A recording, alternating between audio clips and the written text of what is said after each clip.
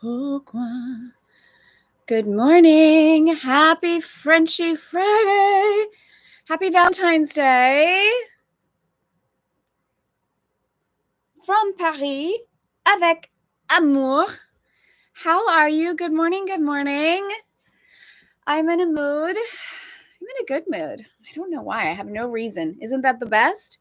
When we're in a good mood and we have no reason to be in a good mood? I think I'm alone. Is anyone else here? Hi. Good morning. Ooh. Oh. We'll have a coffee moment as we're waiting for some of you to come on live. If anyone's up with me. Dave and I got back at 2 a.m. Woo! Maybe that's what my energy is about. As you're coming on, say hello. Let me know that you're here and how you are and how much you like my cute little shirt that I was saving for today. Zaika, good morning. The best is when happy in a good mood for no reason. Exactly. I realized this. I remembered it recently. Marcy Shimoff, happy for no reason. She's incredible. It's snowing in Zagreb. Oh my goodness, how beautiful. Good morning. Good afternoon. Happy late night, wherever you are in the world. Happy Valentine's Day. Coming together in such a state of love, of celebration. We have a very big lesson today. And I want to share with you as we begin that this lesson really challenged me when I first heard it. And I've been praying since the beginning of committing to Chic 365 ACIM. I've been thinking about this lesson and really praying for Spirit's assistance to share it. I was going to say deliver it, but it's not really me delivering it. It's just me sharing it and opening it and speaking my own experience with it. And even today when I was getting ready, I was asking for Spirit's assistance that if there's anything I haven't seen or anything that would be in support of the highest good in the articulation and sharing of this, that it come through. Because I feel it's a really big lesson. And I feel that it's one that, in my experience, and when I did some research on this lesson, when I was first going through it, it's one that the ego can really use to make us feel like we've taken a step back or that we're wrong, like a sneaky little way. So my intention is to share this lesson from an open heart space and open up. Oh, Bettina, I loved our call yesterday. I had the pleasure. I want to celebrate Bettina. Bettina is coming to our event in Paris next month. And I had a tiny little window for women who upgraded to VIP that they would have a private call with me, which is something I haven't done in, I don't know, I haven't done it in a very long time. And so I have a handful of women that I've had the opportunity to speak with on the phone. And oh my gosh, Bettina, you are, you're a delight. You are, oh my God, I enjoyed our call so much. What a gift you are to this world. It has been so extraordinary. Like, this is something that, I mean, every call that I've gotten off, Dave can attest to this. Dave's my husband. Every call that I've gotten off with the women that are coming, just this small group that I've been able to speak with, I get off the call like, oh my God, I love this woman. I can't wait. This is going to be incredible. Everyone that I've talked to. So if I've talked to you, I'm saying the same thing about you. And it really is something very extraordinary about women who are attracted to Elegant Femme.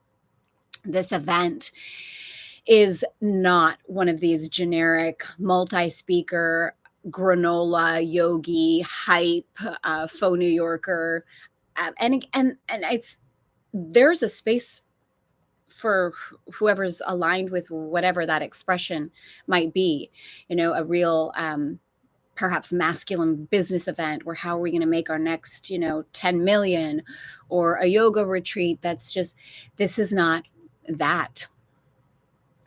This is Frenchie led. This is an event about beauty, for beauty, by beauty, to support a woman in awakening to her next level of her soul's calling, to support her in letting go of any shame, any guilt, any illusion of betrayal or sacrifice, and step into the remembering of who she really is. And over the course of 2 days, we're going to go through an extraordinary portal together. Those of you that have been the behind the scenes in my book, you're going to be activating that inside of yourself in a setting that is beyond. We're going to be at the Ritz in Paris. If those walls could speak, the doors that Chanel walked through, the very coveted address of Place Vendôme, surrounded by beauty, basking in beauty as a form of healing. So anyway, Bettina, you got me all excited. Very, very excited to see you. And it was a pleasure yesterday. Who else is here? Say hello. If you are brand new to Chic 365, please say hello. Let us know that you're here if you've been hanging out. It looks like we have some neighbors next door. Dave, just so you know that there's some neighbors next door, just in case Olivia happens to catch, which she hasn't so far.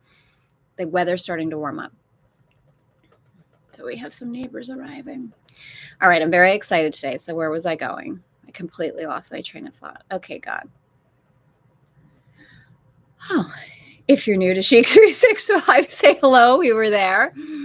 And of course, if you've been with us, whether you're joining us in the replay or here with me live, please say hello and let me know how you are.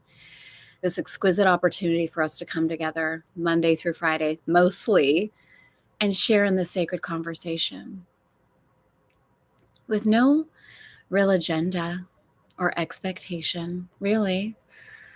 Just to come together, to share our light, to deepen our practice of remembering who we are, to surrender any illusion, and to say yes again and again and again to the light that we are. So welcome to every single one of you.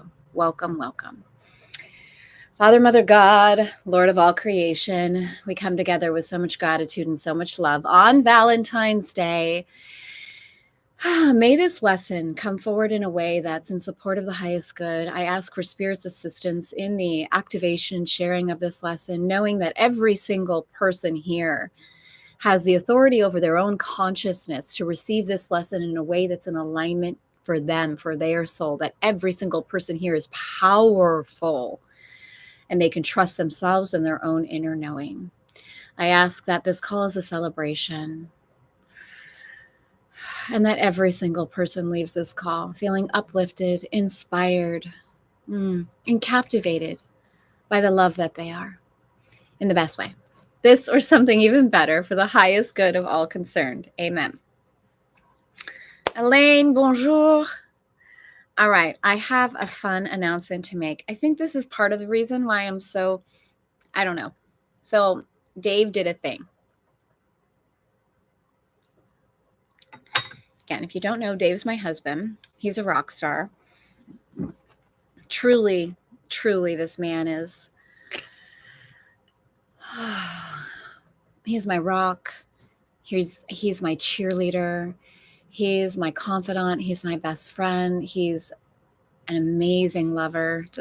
He's not wanting me to probably say that out loud, but he knows me better than that. He started a YouTube channel. And to watch the love that he's poured into this is beyond, just beyond. And to see what's happening now, as he's saying yes to his own dream, as he's putting himself out there in his power and sharing his message with the world in a way that's so him. You know, he spent decades helping me grow Elegant Femme and being with me inside of this vision. And I can't tell you how many times he's like, well, what if I'm like, listen, I want to do it this way. It's my voice. It's my thing. Like, this is what I believe. I don't believe in that. He's like, okay, we'll do it that way. That's what you believe. And now he has this freedom to like say what he wants, does what he wants, creates the thumbnails that he wants. And his first episode launched yesterday and it's going crazy. And I'm so happy for him just to see the overflowing joy. So if you want to follow our sailing journey, we have Dave. Dave has a new YouTube channel called The Responsible Choice. And you will get to see the behind the scenes. You will get to see me in ways you never seen me before because Dave's in charge of the channel. I'm just along for the ride. Why am I looking? Femme flow list. This is what Karen was talking about yesterday. If you want to integrate your Femmes daily Femme flow list, here's where we're going today. Are we ready for this? All right, my loves. Here we go. Yesterday, and for the past couple days, we've had lesson 135, which is, if I defend myself, I'm attacked. And we talked about moving away from the idea that we need to plan, that we need to control, that when we put ourselves in that state of protecting and planning for the future, that we're actually distancing ourselves from love, and we're buying into the illusion that if we need to be protected. And when we do that, we're buying into the illusion that we've been attacked. And the course begins to talk about, excuse me, the course begins to talk about over the past couple of days that we are not our body, that we are not our body. We've talked about this before, and I've mentioned it before because I knew this was coming. My glasses are giving a... Now today, the course takes a very definite line on what it means by that. And the way that it says it, just see how you respond inside to the way that the course says this lesson today. And let's intend to listen deeply, above and beyond any kind of reaction to the ego. And then we'll spend a little bit of time today elegant femming it up, and we will have a deeper conversation about this as we go. The lights. Okay. Lesson 136. Sickness is a defense against the truth. Breathing in and breathing out. Just see how you receive that. See what comes up inside of your ego. See what comes up inside of your heart space. Okay, just receive this. No one can heal unless they understand what purpose sickness seems to serve. Okay. For them, they understand as well its purpose has no meaning. Being causeless and without a meaningful intent of any kind, it cannot be at all. When this is seen, healing is automatic. It dispels this meaningless illusion by the same approach that carries all of them to truth and merely leaves them there to disappear. Sickness is not an accident. Like all defenses, it is an insane device for self-deception. And like all the rest, its purpose is to hide reality, attack it, change it, render it inept, distort it, twist it, or reduce it to a little pile of unassembled parts. The aim of all defenses is to keep the truth from being whole. The parts are seen as if each were whole within themselves. Breathing in, okay, breathing out. Defenses are not unintentional, nor are they made without awareness. They are secret magic wands you wave when truth appears to threaten what you believe. They seem to be unconscious, but because of the rapidity with which you choose to use them. In that second, even less, in which the choice is made, you recognize exactly what you would attempt to do and then proceed to think that it is done.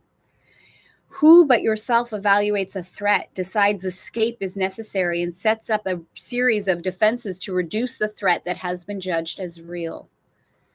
All this cannot be done unconsciously, but afterwards your plan requires that you must forget you made it. So it seems to be external to your own intent. A happening beyond your state of mind, an outcome with a real effect on you instead of one affected by yourself. Okay. In this quick forgetting of the part you play in making your reality, that makes defenses seem to be beyond your own control. But what you have forgot can be remembered. given willingness to reconsider the decision which is doubtly shielded by oblivion. Your not remembering is but the sign that this decision still remains in force as far as your desires are concerned. Okay, first of all, I want to give a little shout out to the Course for mentioning desires. Okay. Second of all, how are we feeling? Just to breathe through this, see what's coming up inside.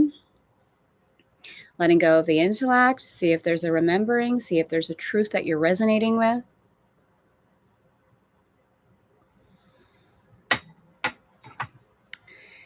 Mistake not this for fact. Defenses must make facts unrecognizable. They aim at doing this, and this is what they do.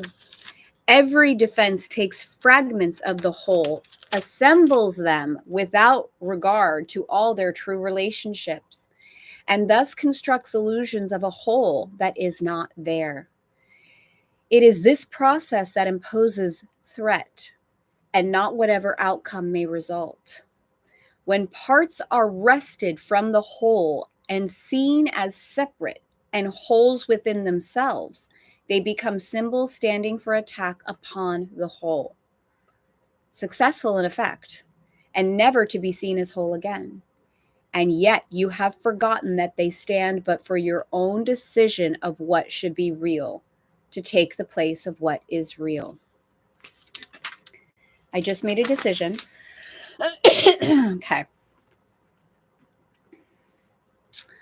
I'll share it with you in a minute. Sickness is a decision. Breathing in and breathing out. It is not a thing that happens to you quite unsought, which makes you weak and brings you suffering. It is a choice you make, a plan you lay, when for an instant truth arises in your own deluded mind and all your world appears to totter and prepare to fall. Now you are sick. That truth may go away and threaten your establishments no more. I'm going to read this again. Sickness is a decision. It is not a thing that happens to you quite unsought, which makes you weak and brings you suffering. It is a choice you make, a plan you lay, when for an instant truth arises in your own deluded mind, and all your world appears to totter and prepare to fall. Now you're sick. That truth may go away and threaten your establishments no more. How do you think that sickness can succeed in shielding you from the truth? Because it proves the body is not separate from you, and so you must be separate from the truth. You suffer pain because the body does, and in this pain you are made one with it. Thus is your true identity preserved. Not true, right? The ego identity preserved. And the strange, haunting thought that you might be something beyond this little pile of dust and styled, this little pile of flesh. Yeah? For see, this dust can make you suffer, twist your limbs and stop your heart, commanding you to die and cease to be. Okay, feel this. You suffer pain. Now, this is the ego, okay? This is the Course saying when you buy into the illusion that you are the body, which is, it's saying that that's what sickness does, that we come up against our truth. And here, right, when for an instant truth arises in your own deluded mind. So you come up against the truth, the power you are, the beauty you are, the love that you are, the capability that you are, the abundance that you are, and things begin to shift inside of you in your world. Your truth arises and everything in your world appears to totter and prepare to fall, right? Where the ego's like, ho, wait. This is freaking scaring me.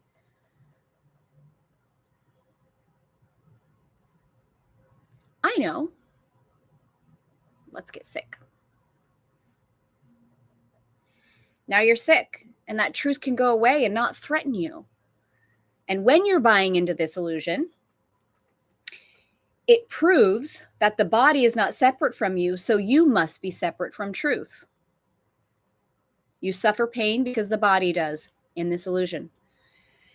And in this pain, you are made one with it. Thus is your true identity preserved, and the strange, haunting true identity from the ego perspective, right? And the strange, haunting thought that you might be something beyond this little pile of dust, silenced and stilled. For see, this dust can make you suffer, twist your limbs and stop your heart, commanding you die and cease to be. Thus is the body stronger than the truth. This is all illusion, right? This is the ego. Thus is the body stronger than the truth, which asks you to live but cannot overcome your choice to die. And so the body is more powerful than everlasting life, heaven more frail than hell, and God's design for the salvation of its child, son, daughter, opposed by a decision stronger than its will. His son is dust, the father incomplete, and chaos sits in triumph on the throne. Such is your planning for your own defense, and you believe that heaven quails before such mad attacks as these. With God made blind by your illusions, truth turned into lies, and all the universe made slave to laws which your defenses would impose upon. Yet, who believes illusions but the one who made them up? Who else can see them and react to them as if they were the truth?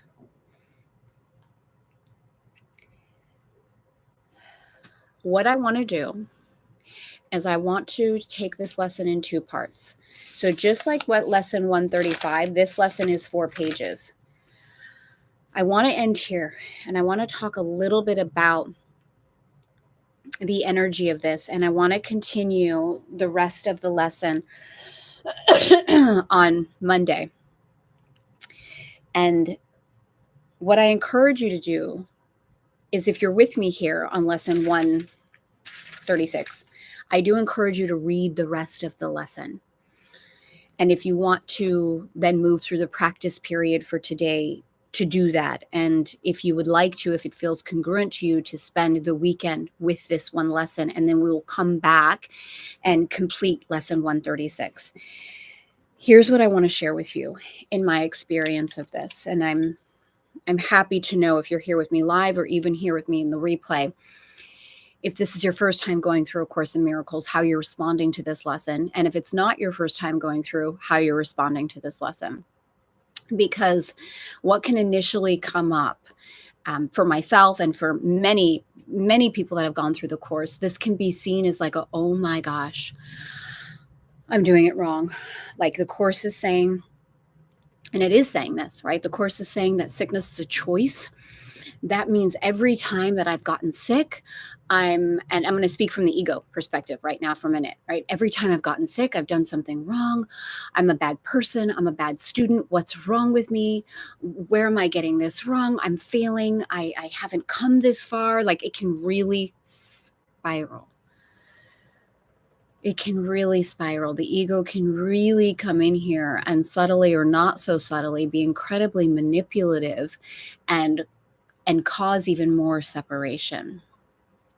So, as always, follow your own inner knowing, your own inner awareness. Every single one of you has had your own experience with wellness or illness of the physical world experience. And here's where I am with this conversation personally. And my intention in sharing this with you is that it may in some way support, whether it's, oh, that really resonates with me, that feels congruent, or you know what, it really doesn't, but it helped me, define my own experience or alignment here, whatever way it's meant to align with you. So for me, initially in reading this, I thought, okay, this means that I can never get sick again, because if I do, I am bad. I am evil. I am not trusting God. I am, oh my gosh, like I just got to make sure, right? I've got to be in my wholeness. So a couple things here. Our intention, my intention personally, and our intention, I believe, together, is to be aware of our wholeness, to remember our wholeness. So what if we get sick, but if I say when, it's like a projection of like an expectancy, depending on how we grew up, And I did a Let Yourself Be Healthy video, an episode on this, and spoke about it a little bit. Sickness is something that we have, and I'm going to be a little bold in saying this just from my own experience.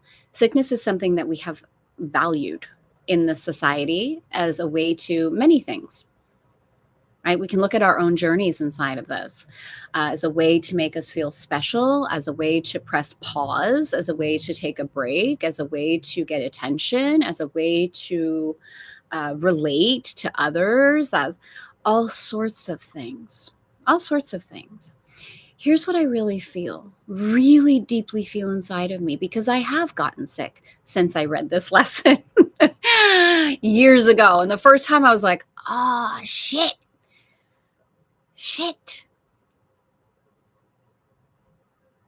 And then I was like, wait a minute. I'm having the opportunity to remember. And you know what? Instead of my ego getting all pissed off about sickness as a defense against the truth, because listen, when I first read this lesson, my ego was like, what? I was very mad about this. And I thought, oh, that's interesting. My ego's having a real powerful reaction to this. I don't want to be wrong. What do you mean sickness is a defense against the truth? What do you mean? What does that mean? I knew it was my fault. Of course it's your fault, right? The ego goes to these extremes of inferiority and superiority. What if you get sick? And I'm not saying that getting sick has to be a part of our evolution. I don't believe it has to be. I don't believe that's an absolute. In my experience, has it happened? Yeah. Up until this point in my life, it has. And the way that I have chosen and choose at this point in my life to have that conversation inside of myself is, wait a minute. What if I don't make myself wrong? What if I utilize this as an opportunity for deeper compassion? And what if in this moment I'm being offered the opportunity to remember? So instead of making myself wrong and think, oh my gosh, I'm a bad student, I'm doing this wrong, oh my gosh, what's wrong with me? It's like, wow, you know what? If I really consider where I am in my life right now, I can feel that I've stepped into deeper truth.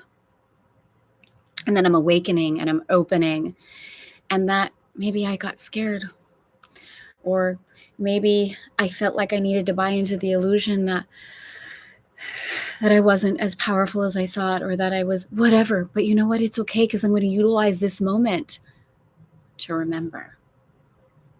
I'm going to be gentle with myself. I'm going to gift myself whatever it is that I require. I'm going to celebrate myself in the midst of this, not making myself wrong. I won't do that anymore. I will love myself through this. So we will continue the conversation with this on Monday. We'll do the part 2. I really do encourage you, because I don't mean to leave you mid-lesson. It's just a lot of text. It's like 4 pages of text. And I know that, even for me, it can start to just feel like I want to be with you inside of this. We have all the time in the world. As we're going through Chic 365, Elegant Femme's Guide to A Course in Miracles, we are taking this elegantly, beautifully. We are not rushing through this. We are not looking at checking this off our to-do list. This is not okay, 365 days, let's go. Okay, when do we start? When do we finish? That's not the conversation here. This is an immersion. This is a support. This is an activation. This is a remembering. This is a beautiful time for us to slow down and say, I wonder how this is showing up in my own life. I wonder how I'm being called to relate to this, grow through this, heal from this. And again, the course is written, by a person in the human dynamic. So there may be things that when you read them or see them, you're like, oh, I don't know. I wouldn't say it that way. That those words don't, they kind of, but then underneath, what is that? Just like anything I share with you inside of Elegant Femme, I'm not here to share like as a guru of like, this is the way it is. You must know this is my experience of this. This is how I've lived through this. Now you take that through your own lens, through your own learning, through your own experience, through your own awakening of your own soul, and you filter it through your own inner knowing, through your authority of your consciousness. It's important for us as women. I got some comments recently on our channel on Elegant Femme, and someone was making a comment about one of my videos saying, you did this, you've caused this. And I said, no, like your audience, you should, be careful of teaching your audience this versus teaching them this. And I'm like, listen, look, I have full faith that everyone who's watching this is a powerful being and that they can filter through their own authority of consciousness what it is they require and desire. So I will speak my truth to the best of my ability with Spirit's assistance with wherever I am in my life at that point, and trust that everyone else will do the same, because we're all powerful. So receive this in the best way that you can. Neighbors are coming. In the best way that you can. Be with it. Let's see some of the comments. With illness, allergies, I confirmed this lesson. I was aware and am aware of this choice for years. If I make a choice that is not in alignment, my body reacts almost immediately. But now I'm aware of that and can react and align faster. Yeah, that's a beautiful thing. So instead of, oh my God, what's wrong with me? It's like, okay, there's something that's out of alignment. I'm buying into the illusion somewhere. And sometimes it's like, and I'm resting through it. Okay, I'm not going to make myself wrong. I feel like as soon as we make ourselves wrong, then we're... Of course. Thank you, Tara and the course. Yes. In my experience, this lesson means that we are creators. We are not victims. I love that. 100%. 100%. 100%. And to witness ourselves as we're in the co-creation, that if we are experiencing something that we feel like we didn't intend to, and we start to recognize, oh boy, I am powerful.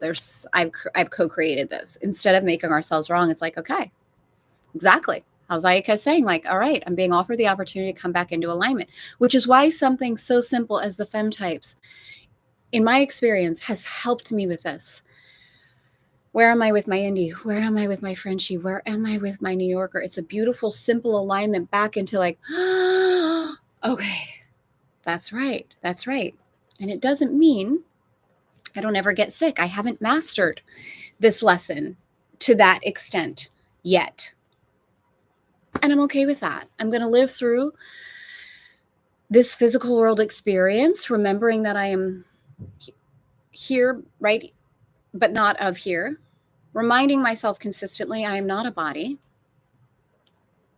Sickness is a defense against the truth. Let me come back to my wholeness, to my joy, to my laughter, to my beauty, and not judge myself 1 second longer, right? Letting it go. So with that, we're going to complete this lesson.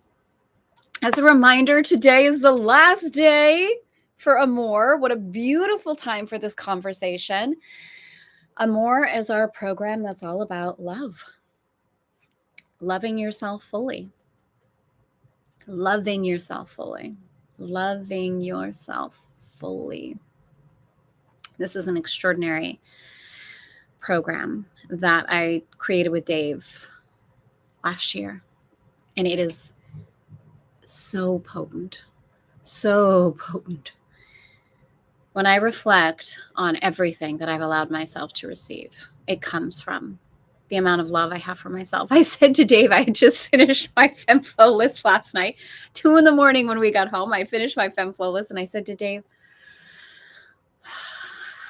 I love myself. And he just smiled. And I said, that Tara Marino, she's pretty cool. And he gave me a fist bump, like, yeah, she is. When I look back at my life, if I could have told myself in my 20s the way that I would love myself now, I would have never believed it. Never believed it. So amour is about keeping your heart open as you move through life, keeping your heart open as you move through the experiences of life. We also do talk about the body. We talk about relationships. We talk about opening up to receiving more through the feminine. Module 1, segment 2 was shocked me when it came out, and it's called Big Girl Panty Syndrome, talking about for us as women to not feel like we have to put on our big girl panties.